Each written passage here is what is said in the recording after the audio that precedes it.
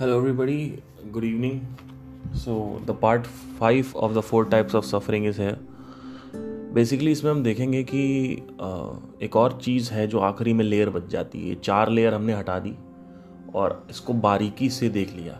और मैं रिकमेंड करूँगा आप सभी लोगों से कि अगर आप ऐड फ्री देखना चाहते हैं और कान में देखना चाहते हैं, कान में मतलब लगा के बिना उसके डिस्प्ले ऑन ना रहे बेटर होगा, तो आप बेटर होगा कि आप स्पॉटिफाई पे आ जाएं, आप यहाँ पे देखें या फिर एप्पल पॉडकास्ट पे देखें। तो मैं लिंक्स नीचे दे दूँगा, वहाँ पे आप जाके देख सकते हैं।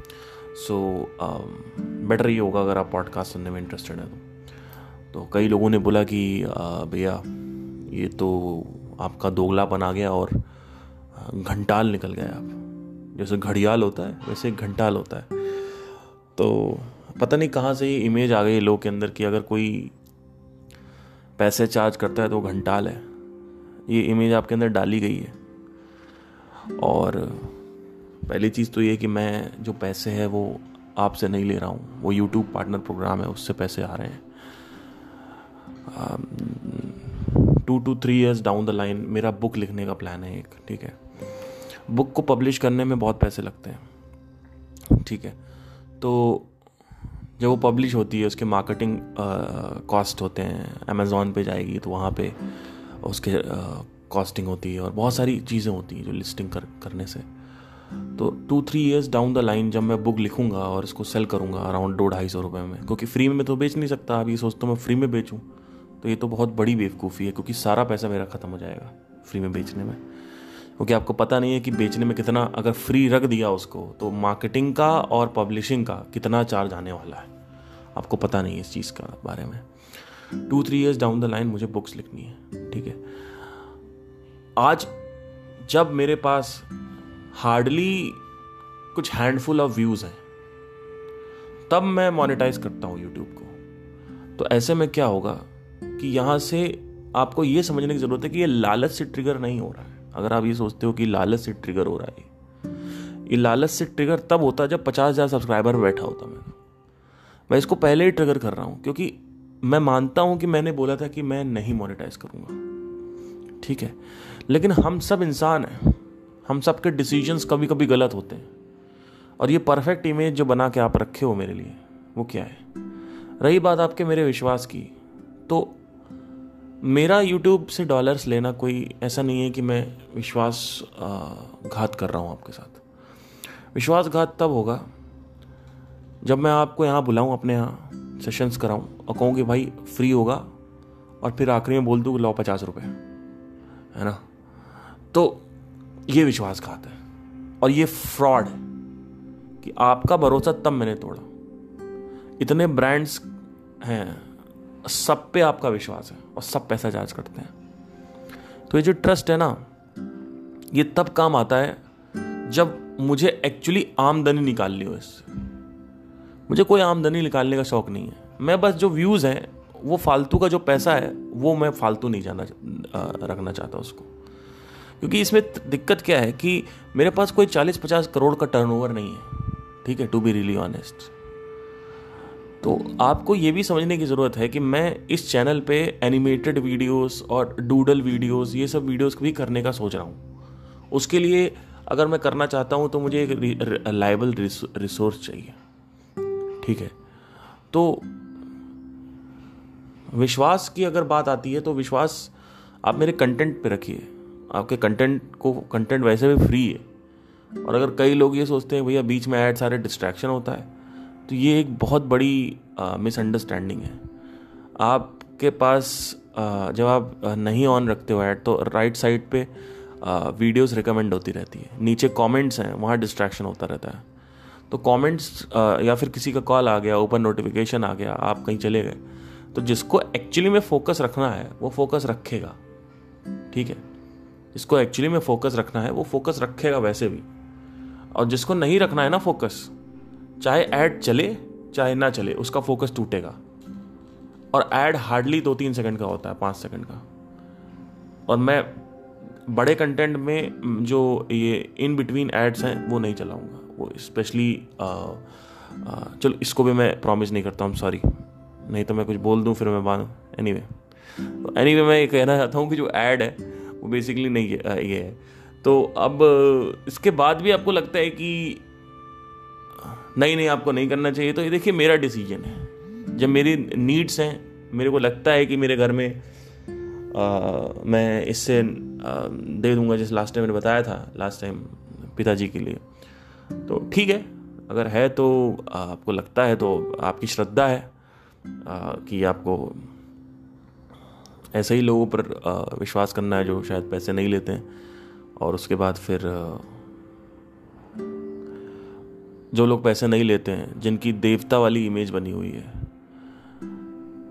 उनको भी लोग नहीं बख्शते, ठीक है। और मैं नहीं चाहता हूँ कि मेरी देवता वाली इमेज बने, क्योंकि मेरे को मेरी इमेज से कोई फर्क नहीं पड़ता है। मेरे को मेरी इमेज से तब फर्क पड़ता है जब मैं ब्रांड बना रहा हूँ। ध्यान दीजिएगा, अगर मैं ब्रांड बनाता तो इमेज तो इमेज से फर्क पड़ता। मेरा कोई ब्रांड नहीं है। मैं चाहता हूं कि मेरे कंटेंट से लोगों का हेल्प हो, वैल्यू मिले लोगों को, बेटर इंसाइट्स मिले लाइफ को लेके, दैट्स इट। और उसमें मोनेटाइजेशन का बीच में आना, मुझे नहीं लगता कोई भी लॉजिकल रीजनेबल तर्क बनता है कि आप पैसे नहीं उठा रहे हो यूट्यूब से, ठीक है। तो और ये मैं 3000 सब्सक्राइबर पे कर रहा हूं, इसीलिए मैं अभी कर रहा हूं, क्योंकि मुझे ये पता था कि मुझे डिसीजन अगर लेना है तो अभी लेना, बाद में नहीं। जब मेरे 100-150 व्यूज आ रहे हैं, 700-800 1000 1500 व्यूज आ रहे हैं, तब मुझे लेना है। अभी नहीं लेना, आगे चल के नहीं लेना है, ठीक है। जो आगे चल के फिर वो ट्रिगर हो जाएगा उससे, तो वो एक अलग सेंसेशन आएगी लोगों को, राइट।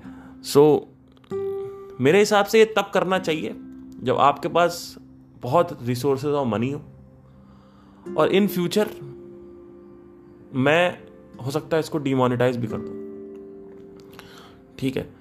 तो आई थिंक ये मेरा डिसीजन है, और आपको रिस्पेक्ट करनी चाहिए मेरे डिसीजन की कि मैं कब कर रहा हूं। अगर ये मेरा चैनल है, अगर मुझे नीड पड़ती है तो मैं कर रहा हूं। मुझे लग रहा है कि इतना पैसा जा रहा है तो क्यों फालतू वेस्ट करना पैसा, है ना। देखो, पैसे की ना वैल्यू आपको पता नहीं है। पैसा बहुत ज़रूरी है सर। ये सब जो बातें हैं ना, आत्मज्ञान और ये सब दुनिया की बातें, ये सब तब काम आती हैं जब आप रेंट फ्री हो, आप EMIs फ्री हो, आपके पास कंफर्टेबल एक लाइफ हो, आप पैदल जा रहे हो मेट्रो स्टेशन तक धूप में चल के। It's not a good thing ना। आप कंफर्टेबल लाइफ आपकी होनी चाहिए पहले, तभी तो होगा ना। मैं ये नहीं कह रहा हूं मेरी कंफर्टेबल है, मैं बस ये कह रहा हूं कि जब पैसा आपकी रिस्पेक्ट कर रहा है तो आप भी पैसे की रिस्पेक्ट करिए। ये बहुत जरूरी है समझना। पैसा बहुत जरूरी है लाइफ में। पैसे जहां से आपको मिल रहा है, आपकी मेहनत का, आपको छोड़ना नहीं चाहिए, क्योंकि पैसा छोड़ने से कोई इमेज बनती नहीं है। उस इमेज का करोगे क्या? जो इमेज बनेगी कि ये तो पैसे नहीं लेते, उसका क्या करोगे आप? जिसको एक्चुअली में कंटेंट फॉलो करना है वो मोनेटाइज चैनल से भी करेगा, जिसको नहीं करना डिमोनेटाइज से भी करेगा, ठीक है। और मुझे इंडिया का सेकंड नॉन प्रॉफिट चैनल नहीं बनना है, ये भी मेरे अंदर है, क्योंकि मैं नहीं चाहता कि मुझे कुछ भी कनेक्ट करे किसी से भी, ठीक है। तो you should always respect money. You don't understand the value of money, sir. If you understand the value of each and every coin, you will understand everything. It is very important. Once you are into that बहुत बड़ा turnover zone, then it is maybe okay. You have, मतलब आपके 50 resources हैं तो एक resources से नहीं आता तो क्या फर्क पड़ता है ना। तो जब मैंने अपने आप से सवाल पूछा, मैंने कहा कि यार मैं क्या करूं, मतलब मैंने कहा कि यार मैं अभी मेरा कोई 40-50 करोड़ का टर्नओवर थोड़ी है, तो मैं क्यों इसको छोड़ रहा हूं यहाँ पे, इतना ये जो पैसा है यहाँ पे, इसको छोड़ने की जरूरत नहीं है ना, ठीक है। तो बाकी आप लोग इसका चिंता मत करें, आपके जो क्वेश्चंस है उसका आंसर हमेशा मैं करता रहूँगा।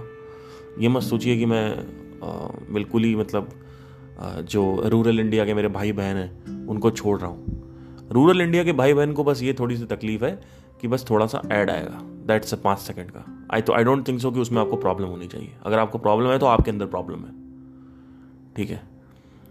और उसके अलावा जो मेरे रूरल इंडिया के भाई बहन हैं, उनको कोई टेंशन नहीं करने की, कोई ज़रूरत नहीं है, कुछ भी परेशान होने की ज़रूरत नहीं है। पॉडकास्ट मेरे साथ करेंगे तो वो फ्री होगा, ठीक है। तो आई थिंक मैंने बहुत समझा लिया, और then now will take it anyway. इसके बाद भी बोलने वाले बोलेंगे, बहुत बोलेंगे, मुझे पता है, क्योंकि उनको तो मौका चाहिए बोलने का। तो ठीक है,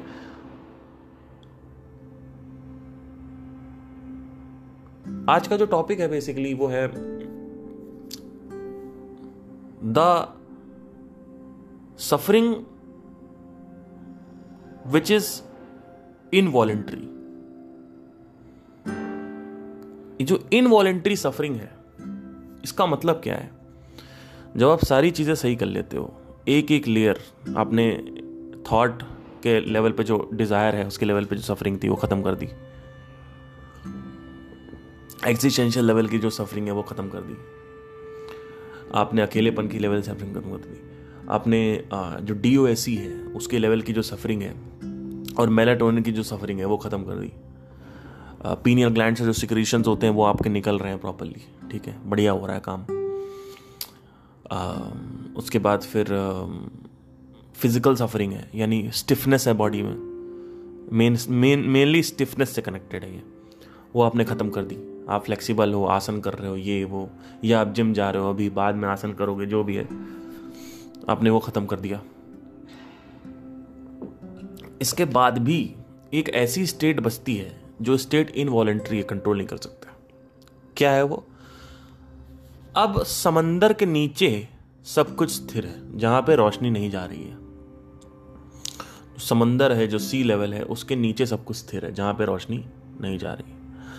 समंदर के ऊपर, अभी तक समंदर के नीचे सब कुछ हिल डुल रहा था, लेकिन समंदर के नीचे सब कुछ स्थिर है, जैसे एक समंदर में होता है। एक तूफान आया है, ऊपर ऊपर से तूफान चलता रहेगा, ऊपर ऊपर से जो तूफान है वो चलता रहेगा। इसका एग्जाम्पल ये है कि जैसे for example on a particular day I have been, ऊपर ऊपर से अच्छा नहीं लग रहा है, पर वो डीप में नहीं है, डीप में नहीं। किसी ने कुछ बोल दिया तो वो ऊपर ऊपर से है, लड़की छोड़ के गई तो ऊपर ऊपर से, ठीक है, तो ऊपर ऊपर से लगता रहेगा। किसी की डेथ हुई तो ये ऊपर ऊपर से, नीचे नीचे से, थोड़ा सा नीचे से।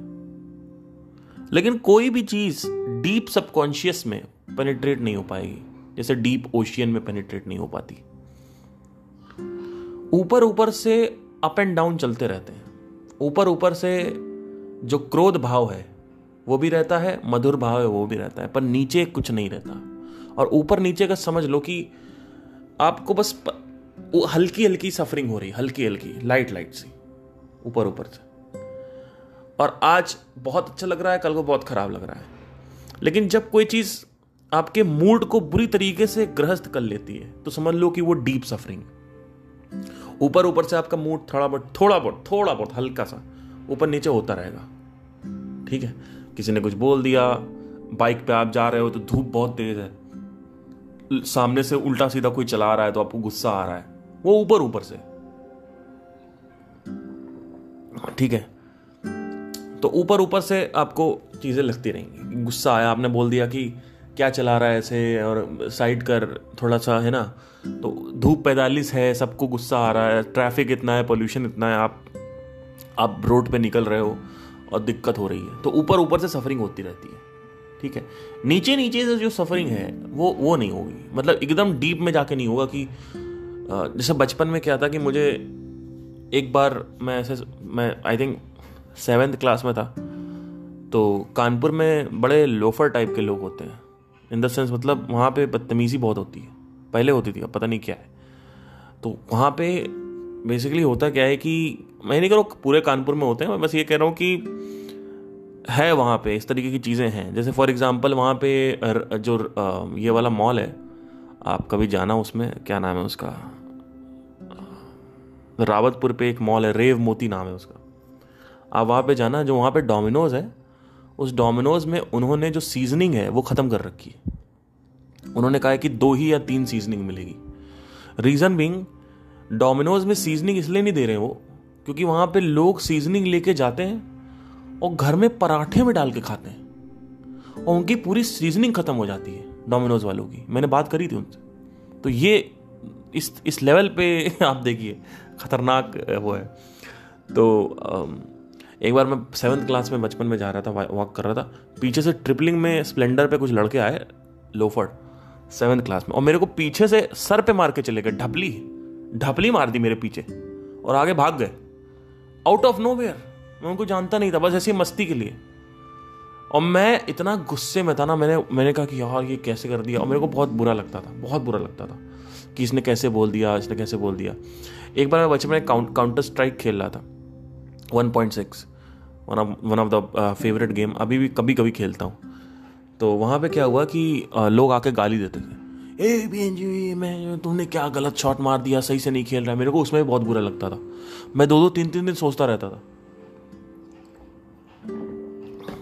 2-2, 3-3 दिन मैं सोचता रहता था। मैंने कहा ये क्या हो गया यार, ऐसे कैसे बोल सकते हैं ये लोग, इसने ऐसे कैसे बोल दिया, वैसे कैसे बोल दिया। तो एक बार और भी ऐसा हुआ था। एक बार मैं ऐसे ही किसी वेबसाइट पे था, वहाँ पे आई वॉज वॉचिंग पोर्नोग्राफी, बहुत पहले की बात है। तो वहाँ पे क्या, एक लड़की ऑनलाइन थी, तो टेक्स्ट चल रहे थे, सब टेक्स्ट कर रहे थे उस लड़की को ऑनलाइन, है ना। तो मैं भी टेक्स्ट कर रहा था। तो एक लड़का मेरे को टेक्स्ट करने लगा, भाग में जो ये उस तरीके से बोलने लगा। तो मैंने कहा कि यार, मतलब ही वॉज फ्रॉम जापान और मतलब outside, out country, he was a foreigner और समथिंग लाइक दैट। तो ही टोल्ड मी कि इंडिया में तो रैट्स होते हैं, चूहों का देश है, और इतने चूहे होते हैं कि पूरा घर चूहा खा जाता है। तो मैंने उसको बोला कि, मैंने कहा कि इसीलिए हम लोग की 3rd लार्जेस्ट आर्मी है। तो उसने बोला कि तुम्हारे पास कोई काम ही नहीं है, तुम लोग सिर्फ संभोग करते रहते हो। मैंने कहा जिस पॉन्ड की तुम बात कर रहे हो ना, वो तुम्हारे कंट्री से ओरिजिन हो रही है। तो तुम्हारे यहाँ सबसे ज्यादा बनती है, तो बात मत करो। तो इस तरीके की हम लोग की लड़ाइयाँ होती थी।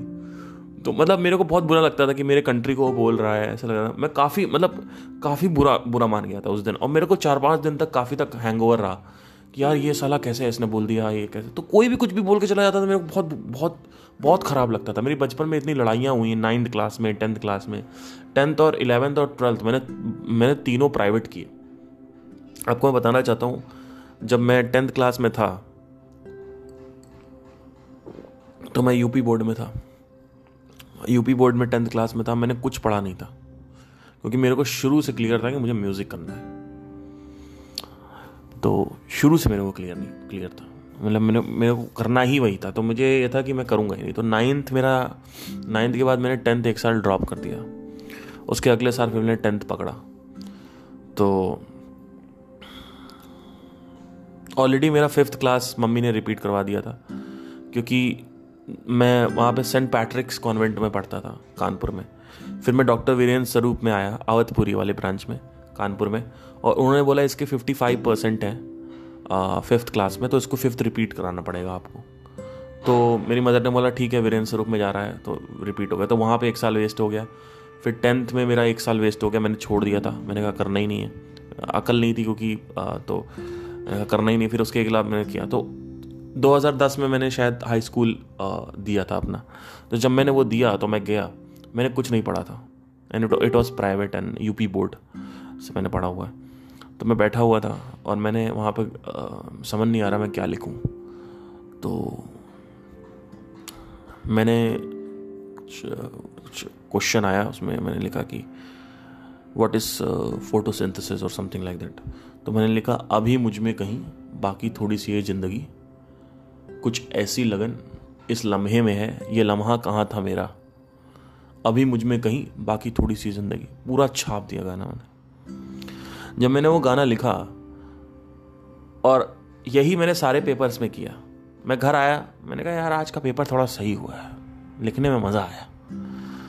ठीक है, तो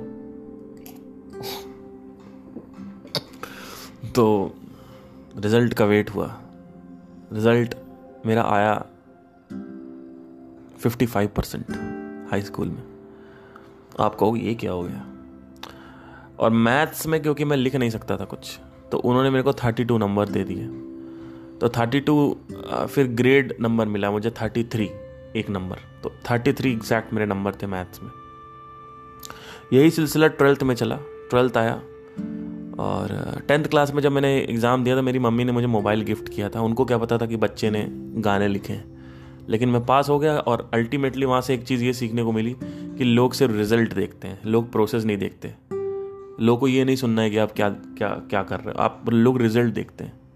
people watch results, people care about results. ठीक है, आप पैसे कमा रहे हो, आप अपने बाप के पैसे से कमा रहे हो या फिर आप खुद से कमा रहे हो, उससे कोई फ़र्क नहीं पड़ता इस सोसाइटी को। ठीक है, पैसे कमा रहे हो बस आप 2 नंबर के पैसे से रेंज रोवर लेके आए हो या 1 नंबर के आपके पास रेंज रोवर है, ये देखते हैं लोग। बहरहाल यही हुआ। फिर मैं 11th में आया। 11th में आते आते ऑलमोस्ट काफ़ी मतलब वहाँ पे भी मैं मज़े किए। मैंने घर में रहता था और मैं इंडियन क्लासिकल सीखता था। मेरे सर आते थे, 2 घंटे मेरे को शिक्षा मिलती थी इंडियन क्लासिकल की। फिर मेरा रियाज चल रहा था कंटिन्यूसली। मतलब 14 की उम्र में मैंने इंडियन क्लासिकल सीखना स्टार्ट कर दिया था। तो मैं 16-17 साल का था जब 12th शायद मैंने दिया था।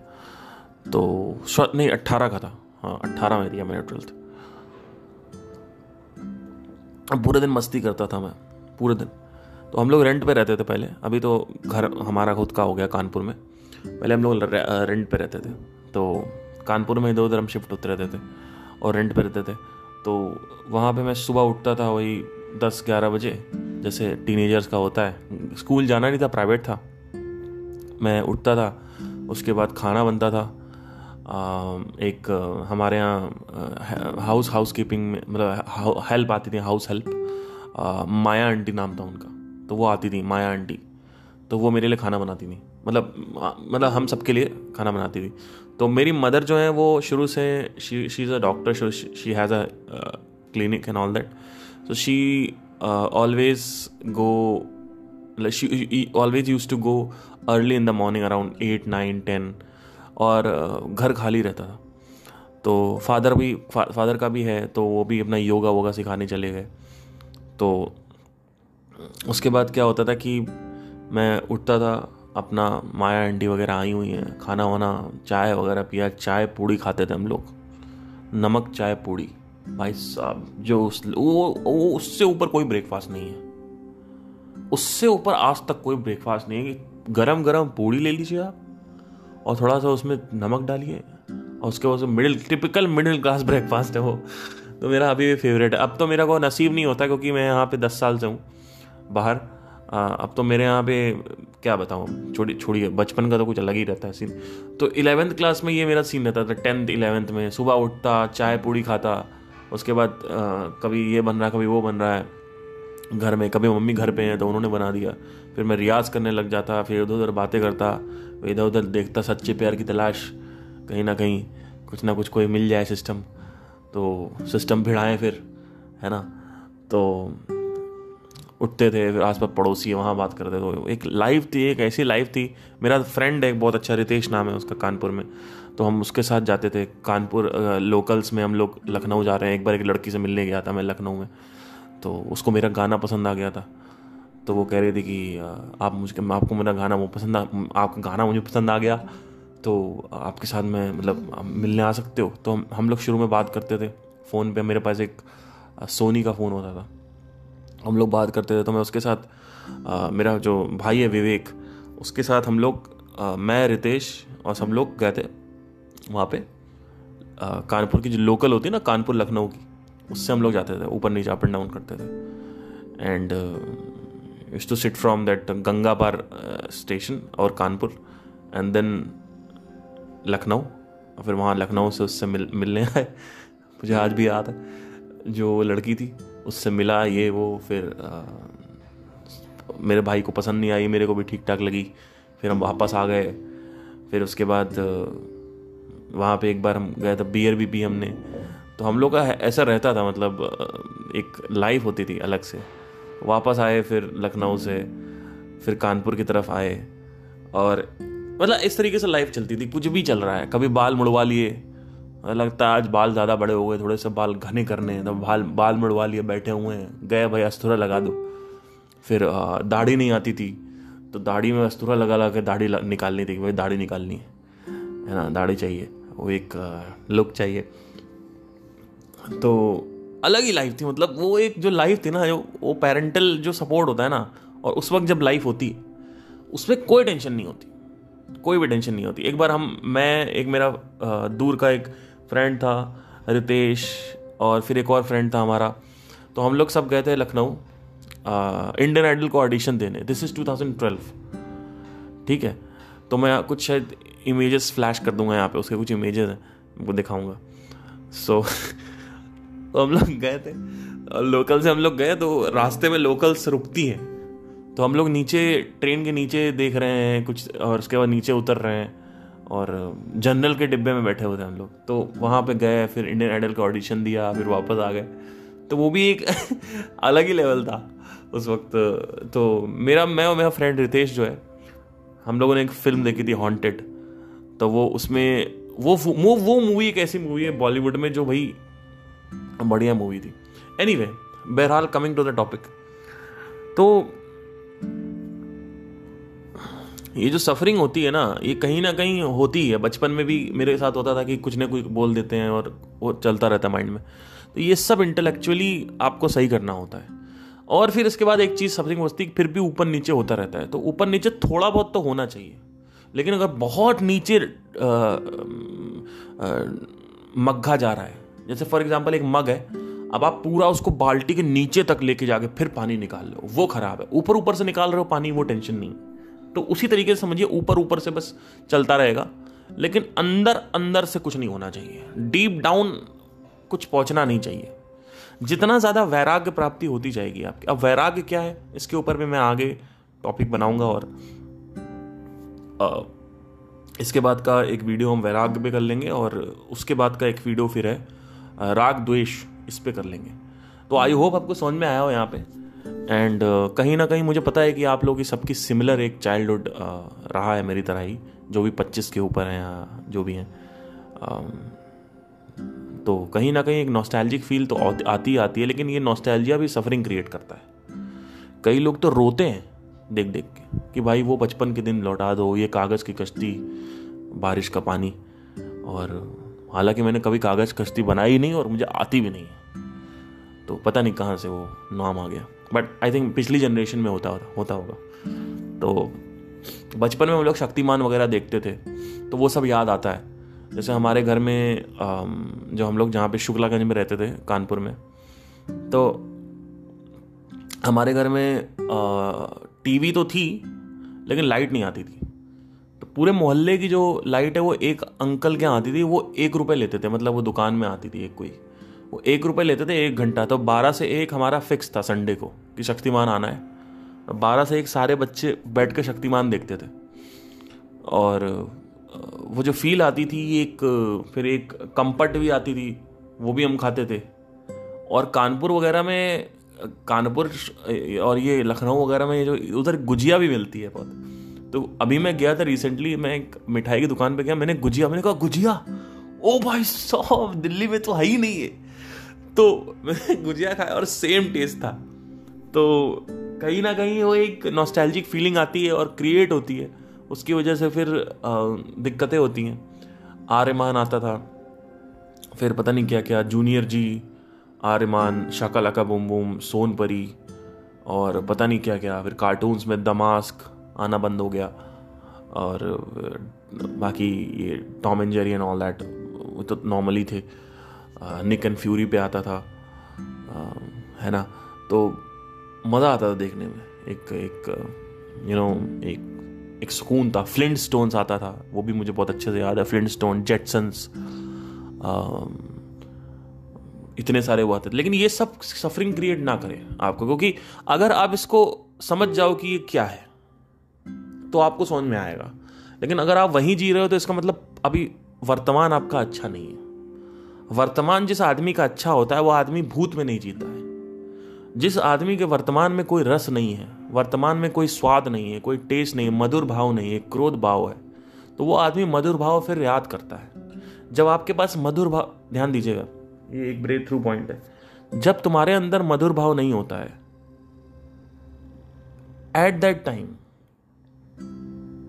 आप रिमेंबरेंस ऑफ मधुर भाव में चले जाते हैं।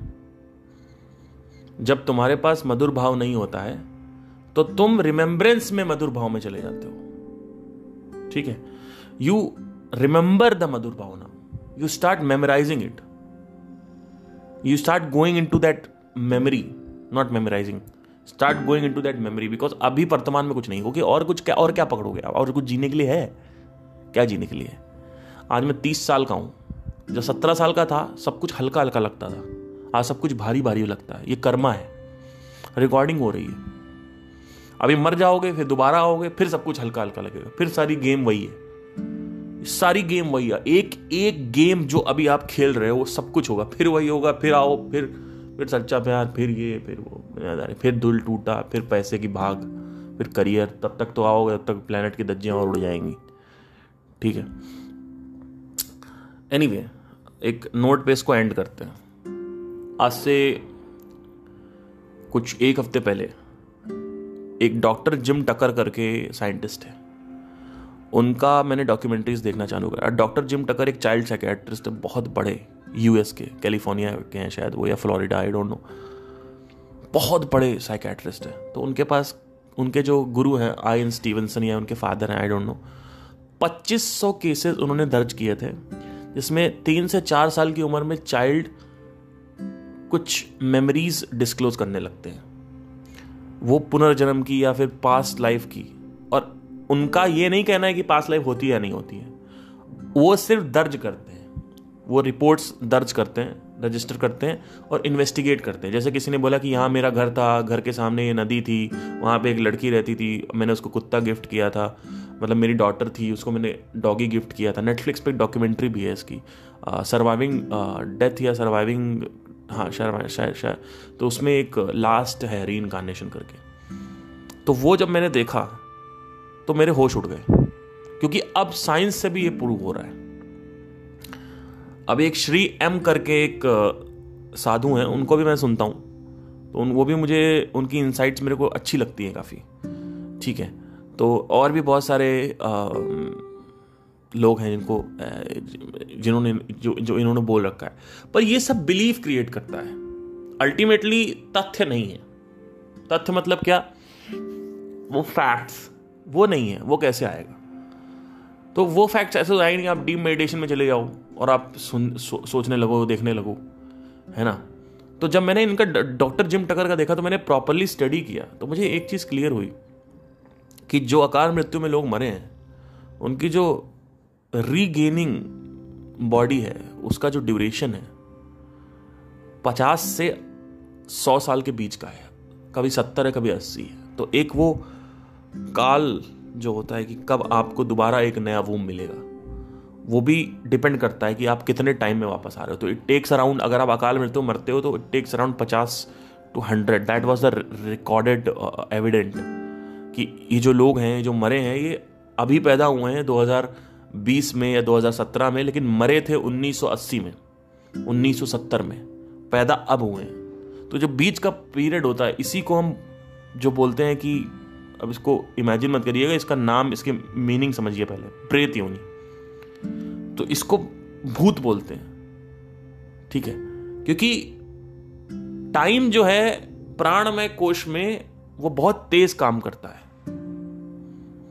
और शरीर में टाइम धीमे हो जाता है। जैसे ही आप ग्रॉस में आते हो, टाइम जो है वो तेजी से धीमे काम करने लगता है, मतलब धीरे धीरे चलता है। लेकिन जैसे सटल की तरफ जाओगे टाइम तेजी से चलेगा। जैसे लाइट है, लाइट इतनी सटल है कि उसमें टाइम है ही नहीं, है ना। तो अगर आप उसकी स्पीड से जाओगे तो टाइम रुक जाता है, या टाइम आगे पीछे जाने लगता है, टाइम डायलेट होता है। और टाइम डायलेशन होता ही होता है depending on the element, molecules और the electrons involved, right. So that is the main thing which you have to understand. And समय में सम आता है, ध्यान दीजिएगा, समय में सम आता है, और सम का मतलब होता है वो जो नहीं है।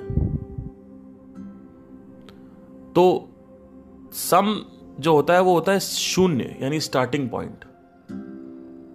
ठीक है, तो सम का मतलब होता है कि वो जो नहीं है, तो जब कुछ है ही नहीं तो चल कैसे रहा है। इसीलिए इसको माया कहा जाता है, वो जो नहीं है। जैसे मिराज एक क्रिएट होता है, माया। माया का मतलब क्या होता है समझने की कोशिश करिए। व्हाट इज माया? आपको लग रहा है कि लड़की में खुशी है, ये माया है। वो जो लग रहा है ना आपको, ये माया है। आपको लग रहा है कि ये मिल जाएगा, इसमें खुशी है, ये माया है। इसको माया बोलते हैं। माया मतलब होता है इल्यूजन। एक सांप है, वो टंगा हुआ है डाली पे, लेकिन अगर ध्यान से देखो तो वो एक रस्सी है, पर लग सांप रहा है, भास रहा है सांप, तो वो है माया। एक्चुअली में वो रस्सी है लेकिन सांप नहीं है। ठीक है, तो इसको ऐसे समझने की आप कोशिश करिए। तो माया जो होता है बेसिकली, जो बोलते हैं ना मोह माया, मोह का मतलब आपको सबको पता है, किसी भी विचार से अटैचमेंट, किसी भी इंसान से अटैचमेंट, किसी भी वस्तु से अटैचमेंट, चाहे विचार हो, चाहे वस्तु हो, चाहे इंसान हो, चाहे मनुष्य हो, ये तीनों से अटैचमेंट होता है। अटैचमेंट कैसे होता है? संपर्क से। संपर्क जितना ज्यादा गहरा होगा उतना ही ज्यादा मोह गहरा होगा। संपर्क जितना टूटेगा उतना मोह छूटेगा। दिस इज मोह। व्हाट इज माया? मुझे भास रहा है कि गेमिंग में मजा है, तो आपको भास रहा है कि गेमिंग में मजा है, पर हो सकता है ना हो। पर आप जब खेलो तो मजा आता है। तो क्या हमेशा आएगा? नहीं। तो ऐसे समझने की जरूरत होती है। मुझे एब्सोल्युटली क्लियर है कि किसमें माया है, किसमें नहीं है। माया जो है वो किसी भी संसार से माया नहीं होनी चाहिए। ठीक है, संसार में जो कुछ भी मौजूद है उन सब से आपको माया ही होगी, कभी प्रेम नहीं होगा। माया क्या होती है? आपको भास रहा है कि संसार प्राप्ति हो जाए, संसार मिल जाए, तो संसार के जो एलिमेंट्स है वो मिल जाए तो मुझे संतुष्टि मिल जाएगी। पर यह संतुष्टि लग रहा है कि संतुष्टि मिलेगी, लग रहा है, इसको माया बोलते हैं। और मोह क्या है? आप किसी से संपर्क में आए, आप उसके साथ रहने लगे, अच्छा लग रहा है, लेकिन अब आप छोड़ भी नहीं पा रहे हो और अच्छा भी नहीं लग रहा है। आपकी शादी हुई किसी के साथ, आप उसके साथ रहे, 1 साल आपको मजा आया, उसके बाद क्या? 1 साल बहुत बोल रहा हूं ऐसे में, 1 साल आपको मजा आया, उसके बाद क्या हुआ कि अब आप उसको छोड़ भी नहीं पा रहे हो क्योंकि आप उससे मोहग्रसित हो, पर उसमें माया नहीं है अब इसको इंटैंगलमेंट बोलते हैं, इसी को मोह बोलते हैं, इसको बंधन बोलते हैं। बंधन गांठ, बंधन गांठ जो होती है वो जितनी ज्यादा सख्त और मजबूत है उतना ही संपर्क ज्यादा है। ज्यादा संपर्क से बंधन गांठ ज्यादा कसती है। जब संपर्क टूट जाता है तो बंधन गांठ ढीली होने लगती है। वृद्ध आश्रम में बुढ़ापे में लोग चले जाते हैं।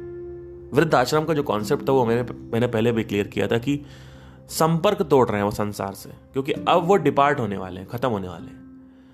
तो क्यों ऐसा जरूरी है? क्योंकि मरते वक्त आपका संपर्क सारी चीजों से अगर बहुत लाइट रहे, बहुत हल्का रहे या खत्म हो जाए तो बहुत हेल्दी डेथ होती है वो।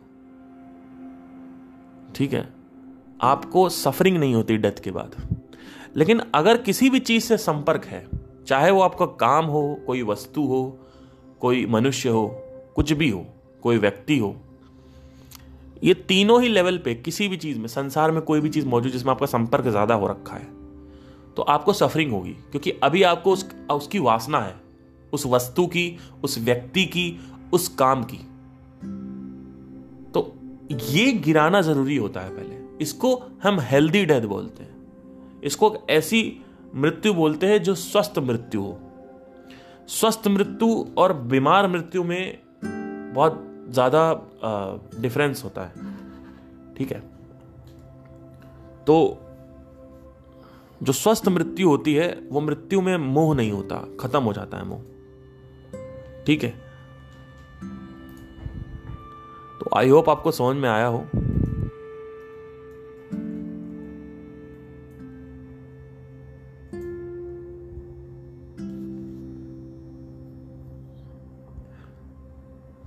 मिलते हैं नेक्स्ट टाइम एक और वीडियो के साथ, एंड मैं ट्राई करूँगा कि मैं वीडियो में भी आऊँ।